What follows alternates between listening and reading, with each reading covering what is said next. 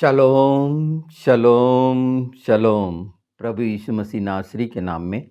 तो आज बहुत सारा हमने पिछला जाना जो बहुत दुखद था, और पवित्र आत्मा हमें उन बातों के लिए चिता रहे थे जो मसीही जीवन में जो कुछ घट रहा है, सतर्क कर रहे हैं कि हम बचें और शैतान की युक्तियों को समझें, क्योंकि शैतान का प्रहार मसीही लोगों पर है। बाकी तो उनके खुद अनुयायी या फॉलोअर भक्त हैं, पर हम जो प्रभु यीशु में नई सृष्टि हैं, तो ये चीज़ें जो हो रही हैं, जिसके छोटे छोटे से हिस्से मैंने आपके सामने रखे हैं।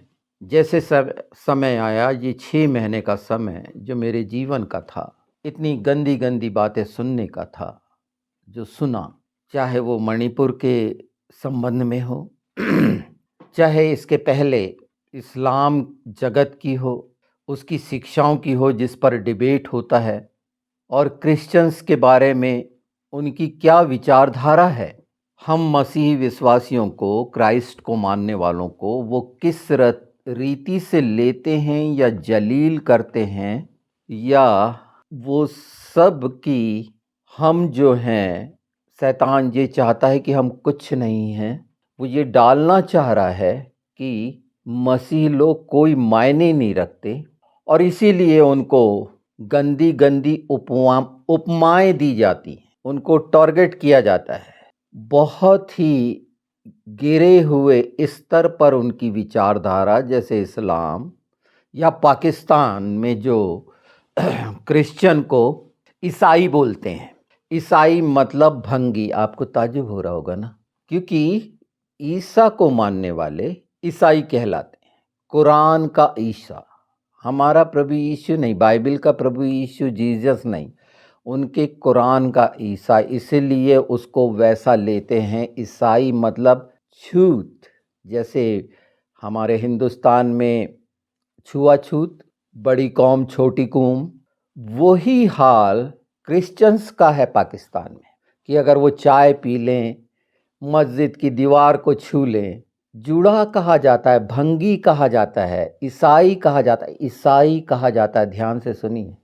ईसाई कहने का मतलब क्या है उनको? ईसाई कहने का मतलब ही ये है कि तुम भंगी हो, तुम नीच हो, तुम काफिर हो। ये सब दौर था इतना भयानक 6 महीने से, और वो आपके सामने उसी तरह से मुझे रखना था, और मैंने पिछले वीडियोस में वो बातें रखी। ये हिस्सा एकदम अलग है जो शैतान का इस्तेमाल, जो वो राजनीति को करता है हमारे विरुद्ध, या इस देश में हमारी स्थिति। सच्चाई ये है, बिल्कुल सच है, पर ये संसार का सच है। हम इससे प्रभावित होंगे। प्रभु यीशु ने कहा, मेरे कारण तुम्हारी निंदा होगी, लानतान होगे, सताए जाओगे, तुमको घसीटा जाएगा, बुरा भला कहा जाएगा। पर सबसे बड़ी आशा जो है, हमारा प्रभु यीशु, यीशु के कारण ये सारा कुछ जो हम पर आ रहा है, उसके कहने के कारण आ रहा है, जिससे हम शैतान को पहचाने। ये सारा संसार जो कर रहा है, अपनी शैतानियत को पहचान ले कि प्रभु यीशु ने ये कहे थे।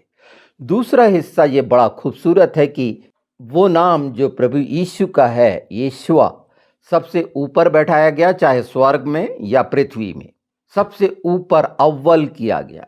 अनंत है उसकी बड़ाई, प्रशंसा और महिमा, और तमाम अधिकार और अधीनता के साथ। और यही सारा कुछ सारे संसार में वो मिरेकल से लेकर होते हुए देखते हो।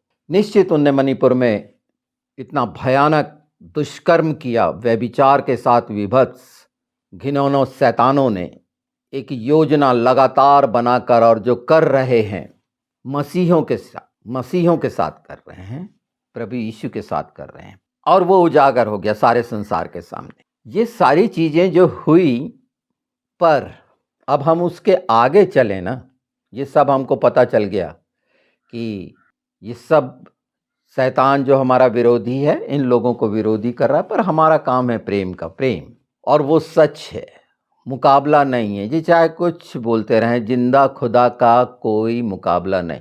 आप जब तक प्रभु यीशु को खुदा का बेटा कहते हैं तब तक सब सही है, इस्लाम में भी सही है। जैसे ही आप खुदा कहते हैं, ये तमाम जो लोग हैं आपके विरोधी हो जाते हैं, तमाम तमाम तमाम। ऐसा उस समय भी हुआ था कि इस बात के कारण यहूदी ने बोले थे कि ये निंदा करता है परमेश्वर की, परमेश्वर के बराबर दिखाता है अपने आप को, इसको सूली पर चढ़ाया जाए, इस बात के कारण। और प्रभु यीशु ने साबित करा कि मैं परमेश्वर में से निकल के आया हूँ, मतलब मैं परमेश्वर हूँ। उसने साबित करी हर जगह। और उसी के अब हम, ये हमारे लिए सबसे बड़ी खुशखबरी है कि हम जिसको ग्रहण करें हैं वो खुदा है, परमेश्वर है, सृष्टि रचयिता है। इनकी जो मानसिकता में ये जो मान नहीं सकते, फिजिकली सोचते हैं कि खुदा का कोई बेटा नहीं हो सकता, स्पिरिट के बारे में ये जो सोचते हैं अपने बौद्धिक स्तर पर, और नाना प्रकार की शंका जो शैतान की चक्री में है, ये इनके प्रश्न भी शैतानों जैसे हैं, विश्वासों जैसे नहीं हैं। तो ये स्पष्ट है कि हमारे साथ ये क्या करेंगे। पर हमें आनंदित और खुशी इसलिए होना चाहिए कि वो समय नज़दीक आ गया है, बिल्कुल बिल्कुल करीब है। और ये सब किस तरह से नेस्त नाबूद होने वाले हैं ये भी निश्चित है। आपको कहना है, मैंने नखाश बताया, जब आप कहते हैं तो ब्रेक करते हैं। नखाश वो है जो परमेश्वर ने पिनहास में रखा, एक शख्सियत, जैसे एक शख्सियत यीशुआ का नाम आया, वैसे ही ये है कि आप उस परिस्थिति को अलग कर रहे हैं, निगल ले रहे हैं, ख़त्म कर रहे हैं। और ये करने वाले पवित्र आत्मा हैं, पवित्र वचन है। और इसके लिए जो मैंने इतनी लंबी भूमिका बताई, और सब जानते हैं, और हर कोई प्रकार बताता रहता है कि ये 5 उपाय, ये 7 उपाय, ये उपायों की आवश्यकता नहीं है। प्रभु यीशु का नाम काफ़ी है। तैयारी के साथ उसके चरणों में वो सब कुछ सुनता है। हम नहीं कर पाएंगे, ये करना करना करना नहीं, ये कर कर के लोग थक गए हैं। उसके साथ बस विश्राम में चले जाओ, उसके साथ शांत हो जाओ। वो सब कुछ जानता है। आपको अपने आप को बनाने की ज़रूरत नहीं। ये जो बनाना बनाना बहुत अच्छी बात है, लोगों को समझाते हैं बनाना कि ऐसे बनो ऐसे बनो।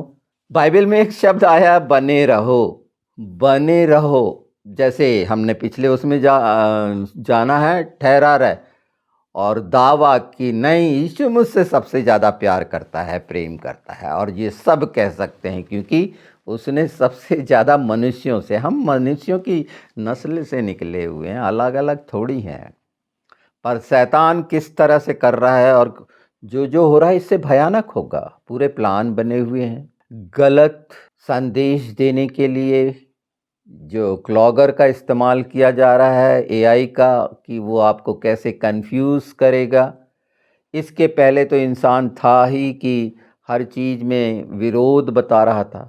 पर हमारे लिए पवित्र शास्त्र में सबसे मुख्य है जो प्रभु यीशु ने कहे, और जो प्रभु यीशु ने कहे वही अगर कोई बता रहा है, प्रभु यीशु का कहा हुआ वो ही मतलब का है। ये जो अलग अलग तरीके से अनुभव बता रहे हैं, ये उनकी कहानियां हो सकती हैं, वो सच्ची हो सकती हैं, वो इनकरेज कर सकती हैं, पर वो बना नहीं सकती किसी इंसान को। बनाएगा जो बना रहेगा।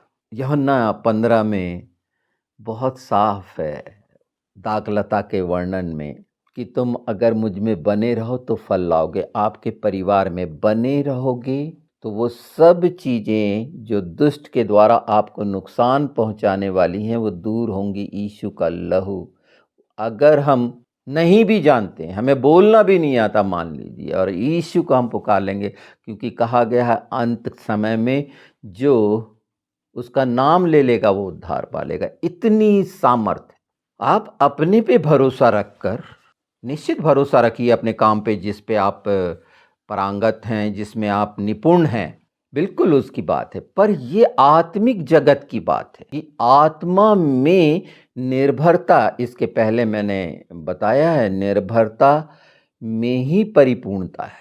सारी परिपूर्णता, फिलफुलनेस, ब्लेसिंग्स, सलोम, शांति, आनंद। जब हम निर्भर होंगे, निर्भर वही होता है जो निर्बल होता है। जो अपने आप को सक्षम समझता है वो बने नहीं रह सकता। यूहन्ना 15 उसके जीवन में लागू नहीं होगा। ये बहुत ध्यान से सुन लीजिए। अगर फलदार है तो वो आपको छांटेगा और कि फल लाए। पर ये पूरे संदेश में अगर 14 और 15 का देखा जाए यूहन्ना में, तो कहा गया है प्रेम।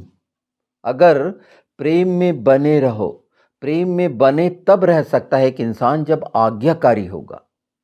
उसके जीवन में जब सत्य का आत्मा होगा, यानी वो सत्य बोलेगा, सत्य का आत्मा उसके जीवन से सच निकलेगा, तो ये बातें रहेंगी।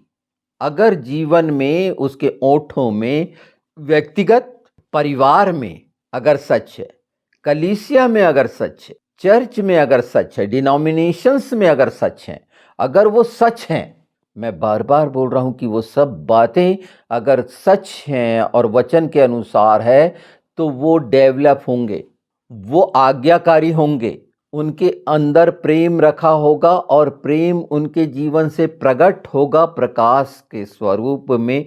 वो जो बोलेंगे, पवित्र आत्मा उनके जीवन से बोलेगा। जब हम अपने आप को उसकी निर्भरता में सौंपते हैं, सोच विचारों को जब और मार्गदर्शन चाहते हैं, मदद चाहते हैं, सहायता चाहते हैं, चाहे वो महिमा, स्तुति, धन्यवाद करने की, तो सहायता परमेश्वर अगर सहायता करेगा तो आप करेंगे।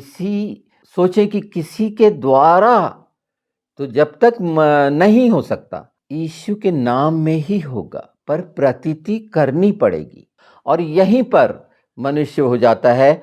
और इसीलिए जो मैं इस समय बता रहा हूं, उसके वो बिंदुओं को बता रहा हूं जो मुख्य हैं, जिसको विस्तार किया गया है 14 और 15 में, कि आप बने रहें, प्रेम रखें। एक ही बात है, पर ये आज्ञाकारिता के साथ होता है और इसके लिए अलग से बहुत सारी चीज़ों की ज़रूरत नहीं है। वो अभिषेक, वो धार्मिकता जो हमने पाई है, नया जीवन पाया है, चाहे हो सकता है कि आज की परिस्थिति में दुष्ट के हाथ में पड़कर हम गिर गए हों, पर वो गिरे नहीं रहने देगा। यही वो वचन जो आपको बताया जा रहा है, ये उठाने का है, साहस का है। उसका वचन पूरा आपके लिए पूरा होगा जब ये आपके कानों में जाएंगे, आप उठ खड़े होंगे। चाहे वो बीमारियां हो, दूर होंगी यीशु के नाम में। चाहे वो कितनी ही रुकावट और परेशानी हो, वो दूर होंगी जिससे आप परेशान हो रहे हैं। चाहे वो क्रोध हो, अपने आचरण और चरित्र से, स्वभाव से और उससे खेदित हैं, वो दूर होंगे यीशु के नाम में। कि कोई बेड़ियां, आप सत्य को जान रहे हैं और सत्य आपको स्वतंत्र करेगा, क्योंकि सत्य आपके जीवन में आ गया और यही सत्य। ये इस पर बहुत सारा लेक्चर की जरूरत बिल्कुल नहीं है। ये सबसे ज्यादा खुशी की बात है कि सब कुछ बदल जाएगा, बदलना ही है यीशु के नाम में। इसीलिए ये हमारे पवित्र शास्त्र हमारे हाथ में, और इसमें जितना आप ये 14-15 को अध्ययन कर लीजिए, और इसके पहले भी मैंने बोला है, वो सिलसिलेवार हैं, जुड़े हुए हैं पवित्र आत्मा में, और ये हमारी आत्मिक उन्नति के लिए है। और दूसरा हिस्सा भी हमको देखना है। दूसरा हिस्सा जो संसार में घटित हो रहा है, हमको बिल्कुल पहचानना है, उस भेद को भी पहचानना है, और हमें उस रीति से खुद भी तैयार होना है, अपने परिवार को तैयार करना है। पर वो नींव पर हो, सच्चाई पर हो, रेत पर ना हो। रेत लोगों को दिखाता है, लोगों के अनुसार आप ना हो, उस चट्टान यीशु पे हो। जैसे मैंने एक बार कहा, हो सकता है उसमें आपको मतभेद सा लगे, अलग सी परेशानी हो। मैंने साफ साफ कहा है कि एंजल में जो सुसमाचार की 4 किताबें हैं, जहां प्रभु यीशु ने बोला है, वो महत्वपूर्ण है। चेलों ने जो बताया है, एक उस रास्ते पर आगे कैसे क्या क्या होगा, उनके साथ क्या क्या हुआ, ये सब घटनाक्रम एक छोटा सा हिस्सा है। आपके व्यक्तिगत जीवन में होने वाली घटनाएं अलग अलग होंगी। सबके जीवन में एक जैसा नहीं होता, पर एक आत्मा के द्वारा सारा सॉल्यूशन है। सारा सॉल्यूशन एक आत्मा के ही द्वारा है। काम अलग अलग है पर आत्मा एक है। ये सब आप पढ़ते हैं और ये सामर्थी अभिषेक से भरा जीवित वचन आपके लिए है। आपके कान सुनेंगे, खुलेंगे, आंखें खुलेंगी, वो आपके ओंठ खुलेंगे, आप बोलना सीख जाएंगे कि हर उस बात को ब्रेक करना सीख जाएंगे जो दुष्ट के द्वारा है। रौंदना सीख जाएंगे, कुचलना सीख जाएंगे, बांधना सीख जाएंगे, खोलना सीख जाएंगे सच्चाई से, और ये बात सच होते हुए देखेंगे। आप हजार बार बोलते हैं कि मैं ये बांधता हूँ और ये खोलता हूँ, और प्रतीति भी नहीं कर पाते। प्रतीति करना भी आ जाएगा, क्योंकि हम विश्वास से उद्धार पाए हैं। हमारा विश्वासी जीवन है, क्रिश्चियन का जीवन है, क्राइस्ट का जीवन है, वो हमारे जीवन में है। परमेश्वर का धर्म और न्याय हमारे साथ है, वो धर्मी है, हम उसकी संतान हैं। लोगों के धर्म, पंथ, रिलीजन, वो फैक्ट्स, उनके बिलीफ्स अलग हैं। हम निर्भरता पर बात कर रहे हैं, और अगर हम चाहते हैं कि ये चीज़ें हमारे जीवन में, तो ये वचन काफ़ी है कि यीशु ने कहा, अगर हम इससे कहते हैं और अपनी कमियों के लिए अनुग्रह मांगते हैं कि प्रभु अनुग्रह कर, मेरे जीवन में ये प्रेम की कमी जो मैंने रख नहीं पाया हूँ, मुझे रखते नहीं आया अपने हृदय में, ओठों में, अपने विवेक में, अपनी समझ में, अपने प्राण में, इसमें मेरी मदद करिए। पवित्र आत्मा की हर क्षण में आपकी सहभागिता में आपके साथ चलूं फिरूं। इस संसार में रहते हुए आप स्वर्गीय स्थानों में चलने लगेंगे। सच पहला कदम है, सच पहली सीढ़ी, सच होना, सच का आत्मा होना, सत्य होना। अगर यहाँ आप चूक रहे हैं तो ये मान के चलिए, आप पहचान लें कि आप अंधकार में हैं, और ये सारी विपत्ति आपके द्वारा, अगर आप अंधकार में हैं, परिवार के मुखिया हैं, तो ये परिवार पर भी घटित होगा। आपके द्वारा उस कलीसिया पर भी घटित होगा। ये दोष का नहीं है, सतर्क होने का है कि प्रभु यीशु में रहना इतना आसान नहीं है, और बहुत आसान है अगर हमने उसको अपना मुक्तिदाता, उद्धारकर्ता मान लिया है और उस पर निर्भर हो गए हैं, तो आसान है। बहुत सारे ज्ञान की जरूरत नहीं है। बहुत सी बातें बताई जा रही हैं, क्या क्या बताया जा रहा है ये मेरा विषय नहीं है। बहुत अच्छे अच्छे सच्चे लोग भी कुछ कुछ कर रहे हैं, पर पवित्र आत्मा के द्वारा आपके जीवन से जो होगा, ये आपको करना है। ये वो सिद्धांत है जिसको आपको मानना है। आसपास पे क्या, मेरा तो उन बातों से क्या लेना देना जहां मेरी दृष्टि पर जो हो रहा है। क्लॉगर शब्द भी नहीं सुने होंगे आपने। परमेश्वर ने शुरू से जो मुझे रिसर्च में डाला, रिसर्च स्कॉलर हुआ, हर्ब्स पे काम करा, होमियो में लोगों को सिखा दिया कि उसकी क्या है, तो ये भी क्षेत्र रहा है। मैं प्रैक्टिसनर था और मैं सोच लेता था वो मेडिसिन हो जाती थी। आपको ताज्जुब लगेगा कि मान लीजिए कि हार्ट के लिए एनाकार्डियम है, जो बहुत सुंदर मेडिसिन है। मैं आपको मेडिसिन की जो सबसे सबल और सर्वोच्च और जिसके वाकई में इफेक्ट है वो बता दिए। चलो हृदय के बारे में, तो अगर मेरे पास नहीं है सपोज दैट, तो वो पानी में ही मैंने इच्छा रख ली और वो हृदय के लिए हो गया यीशु के नाम में।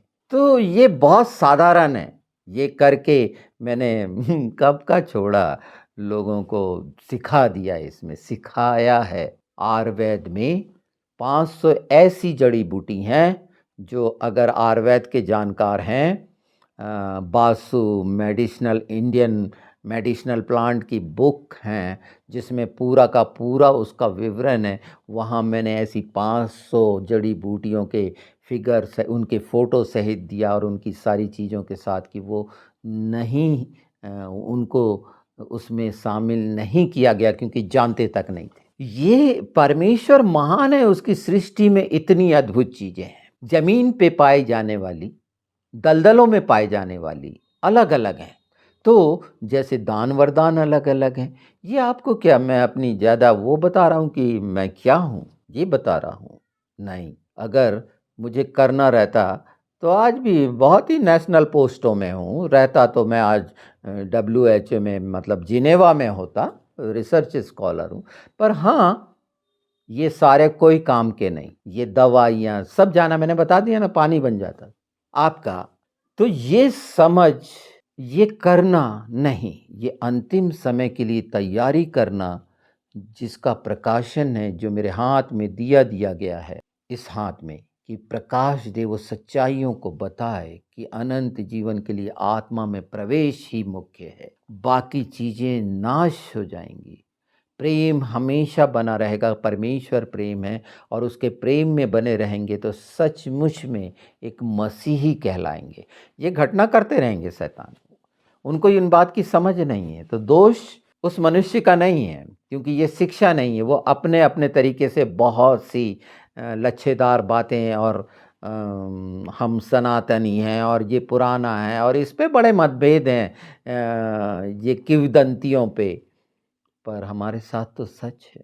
ये अपने झूठों को छिपाने के लिए नाना प्रकार की चीज़ें कर सकते हैं कि नहीं ये इतना पुराना, वो इतना पुराना, पर ये क्लियर नहीं करते सृष्टि रचयिता ने सृष्टि रचना कैसे की। वो तो उसके भेद वहीं, और ये तो हिब्रू भी नहीं जानते। यहूदी इनके सामने उदाहरण है कि हर बात में अव्वल हैं। ये साबित करता है कि पवित्र शास्त्र यहोवा, सेनाओं का यहोवा क्या है और वो हमारे भाई हैं। हमें प्रेम के द्वारा उनके साथ साटे गए हैं, मनस्य और वो आशीषों के द्वारा। ये अन्य जातियां नहीं जानती, उन्हें उसी में खुश हो रहे हैं और पीड़ित हैं, मानसिक रोग हैं उनको। उन्हें अभी भी पता नहीं, उनको आत्मा से कोई लेना देना नहीं, वो शरीर की खुशहाली और आनंद से ही आनंदित होते। और बाइबल में कहा है हमारे लिए कि अब तुम जब उद्धार पा चुके और आत्मा से शुरू हुए हो, शुरुआत तुम्हारी आत्मा से है, तो तुम शरीर के क्षेत्रों में क्यों जा रहे हो? ये लुभाने वाली बातें कि तुम ऐसा कर लोगे और ये हो जाएगा, ये शरीर के क्षेत्र की हैं। प्रचारकों को ध्यान देना चाहिए इस बात पर, गंभीर होना चाहिए कि उनके ओंठों से निकली हुई बात किसी मनुष्य को यीशु से दूर कर कर व्यक्तिगत सामर्थी बनाने की तो कोशिश नहीं कर रही है। ये बहुत ही महत्वपूर्ण लाइन है। और अगर आप ऐसा कर रहे हैं, निश्चित आप परमेश्वर से प्रेम कर रहे हैं और अज्ञान के कारण उनकी खुशियां और उनके जीवनों में आशीष देने के लिए आप ये प्रयास कर रहे हैं, तो भी ये गलत है क्योंकि आप उसको प्रेरित कर रहे हैं उसकी बल शक्ति सामर्थ्य से करने के लिए। अगर करना ही सिखाइए तो सच्चा पश्चाताप कैसे होता है, क्षमा मांगना और क्षमा करना क्या होता है, जो बेस बुराइयां, इसीलिए बुराइयों से दूर। तो सत्य का आत्मा जब तक हमारे इसमें लिखे हैं 14 और 15 को, बहुत सारा पिछला भी अगर हम देखेंगे, पर ये बात सारे मसीही जगत के लिए आज के दिन छुटकारे और आशीष का कारण बनने जा रही है। आप इस अभिषेक को पहचान लो जो आज पवित्र आत्मा मेरे मुंह से कहला रहा है। ये चाहे आप कभी भी सुनो, आप खुद भी चंगाई पालो, आनंद और शांति पालो, और पाते हो तो इसको फॉरवर्ड करो कि दूसरे भी इस बात को जाने। और मेरे कहने से नहीं, ये वचन की सामर्थ जो प्रकट कर रहा है, ये प्रकाशन सुनने वालों के लिए एक ऐसा फरसा है, एक ऐसी तलवार है, एक ऐसी आग है यीशु के नाम में। उनके जीवन की रुकावटें और परेशानियां, मैं आपको लुभाने वाली बात बिल्कुल नहीं कर रहा हूं। सचमुच में आप त्रस्त हैं शैतान से, तो छुटकारे का दिन है ये आपको, जब आप सुनेंगे ये पवित्र आत्मा के अभिषेक के वचन को। और जब ये सुनेंगे तो 14-15 यूहन्ना आपके जीवन में और सचमुच में प्रेम करने वाले बन जाएंगे। फिर भटकने की ज़रूरत नहीं। प्रेम शब्द एक काफ़ी है। अगर उसको अपने जीवन में आपने रख लिया, अपने हृदय में रख लिया, अपने ओठों में रख लिया, अपने विवेक में रख लिया, तो प्रेम का नाम ही यीशुआ है। जो योद शिन वाव आइन है, इसकी डिटेल मैंने पिछले उसमें कर दी है बहुत अच्छे से। ये बात तो जितनी पहले कही गई, जो पूरी हुई, हो रही हैं और हमेशा होंगी प्रकाशित वाक्य तक, ये बिल्कुल होना है। लोग बीच में बताएंगे वो अपना काम कर रहे हैं, पर सुसमाचार ये है जिससे ये तेजों में सुसमाचार बोल सकते हैं, अग्नि में सुसमाचार बोल सकते हैं, अनंत जीवन का सुसमाचार बोल सकते हैं। ये आपके पूरे परिवार को छुटकारे का सुसमाचार इसीलिए है कि पवित्र आत्मा के द्वारा वो वचन जो आपके लिए छुटकारा चाहता है मसीह भाई बहनों में, वो कि घर में प्रेम बन जाए, कलीसिया में प्रेम बन जाए, डिनोमिनेशंस में प्रेम आ जाए, और यही मसीह की देह को मजबूत करेगा। आप मजबूत होंगे तो आपकी कलीसिया मजबूत होगी। बेदाग, निर्दोष, निष्कलंक आपका चरवाहा, आपका अगुआ शानदार होगा। उसकी सारी चिंताएं खत्म होकर वो और भी बड़े बड़े काम करेगा। आप उसमें सहयोगी हो। जब आप सुने तो प्यारे भाई बहनों, मसीह की प्रजा और उसकी भेड़ों, इस बात को सचमुच में आप शेयर करें, खुद पूरा लाभ उठाएं। चाहे वो आपकी बीमारी, चाहे आपकी कठिनाइयाँ, चाहे वो कर्ज बाजारी या कितनी भी बंधुआइयाँ, कितने भी गिरे हुए क्यों ना हो, यीशु के नाम में ये घोषणा है। इस घोषणा को कैसे ले रहे हो आप? यही है स्वतंत्र होने की पहचान कि पवित्र आत्मा किसी दायरे में नहीं है। ये बातें इस समय जो कही जा रही हैं, पूरे विश्व में इसका जो बोला जा रहा है, प्रभाव हो रहा है। वो आग पवित्र आत्मा की और पिता की आग, वो सब काम कर रही। परमेश्वर का जीवित वचन ये गढ़ों को ढा रहा है, वो तमाम बीमारियां को गिरा रहा है। कोड़े इसलिए खाए ना यीशु ने, वो एहसास आपको हो जाएगा।